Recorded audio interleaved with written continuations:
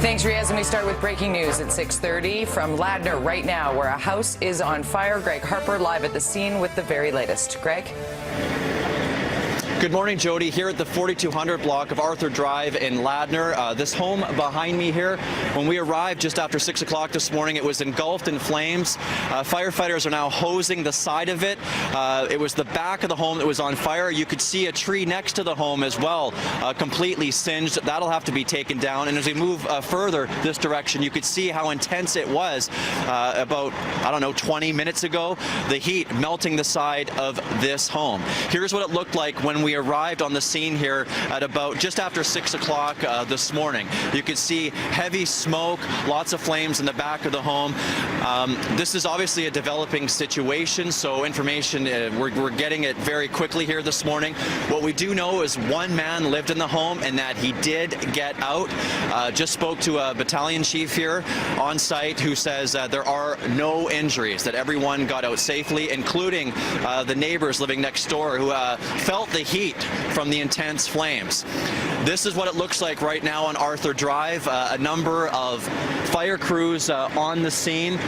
This part of the street obviously shut down as we move that direction as well.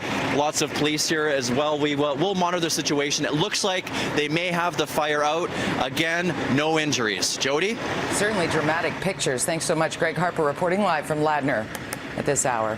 Pickets are going up at public schools across the province today as teachers launch a full-scale strike. It comes after the BC Teachers Federation and its employer failed to hammer out a deal. Teachers protested, saying the government squandered an opportunity to settle when the BCTF cut its salary demand to 8% over 5 years with a $5,000 signing bonus. The union says the government came back with a reduced wage offer and nothing to immediately address class size and composition.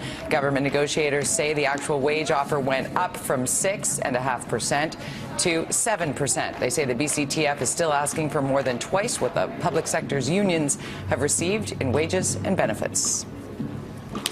The government did not respond fully until Sunday evening, almost a full 48 hours later.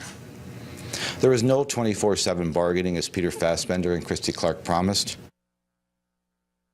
I really want to see a way to get this agreement done and this strike ended.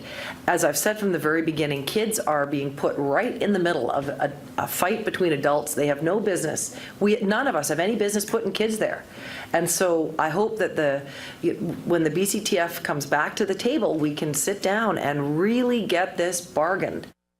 The union representing education support workers in BC public schools has ratified a new deal with the province. The tentative deal with the CUPE K-12 President's Council was reached back on June 8th. It will run for 5 years, giving members a wage increase of 5.5% over that time period. The union says the deal will now form the basis of agreements between CUPE and locals and their school boards.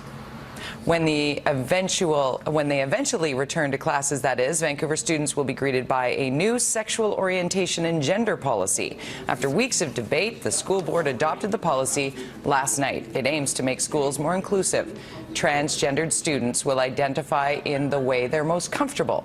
Schools will feature gender-neutral washrooms, and students will be allowed to use the facilities of their choice. Advocates applaud the move, but many parents who favor the traditional approach to gender are not happy. I'm very proud of this board. I'm very proud that the Vancouver School Board can tell the world and the city that we are a welcoming, supportive, safe and inclusive school district that's committed to diversity and the safety of every single child who comes through our doors. It's people giving you weird looks once, and then it keeps going again and again and again, and people are asking you about your gender in very derogatory ways. And this policy is going to go a very long way to help protect people like me and everyone. School trustees Ken Denike and Sophia Wu voted against the move. They were expelled from the MPA caucus last week in a controversy related to the gender policy. It's decision day for the Northern Gateway Pipeline project. The federal government is expected to announce its decision on the Enbridge project, linking the Alberta oil sands to a BC port shortly after the markets closed this afternoon. The $7 billion proposal has been widely criticized by First Nations groups and environmentalists. Back in December, a joint review panel of the National Energy Board and the Canadian Environmental Assessment Agency released a report recommending its approval. I have said there are 5 conditions. Any proposal to expand heavy oil through British Columbia needs to meet the 5 conditions. Enbridge hasn't met them yet, and they need to before they would be approved by our province. 6:35, time to get you up to speed in the world of sports. Here's Carolyn Cameron from the Connected Studios.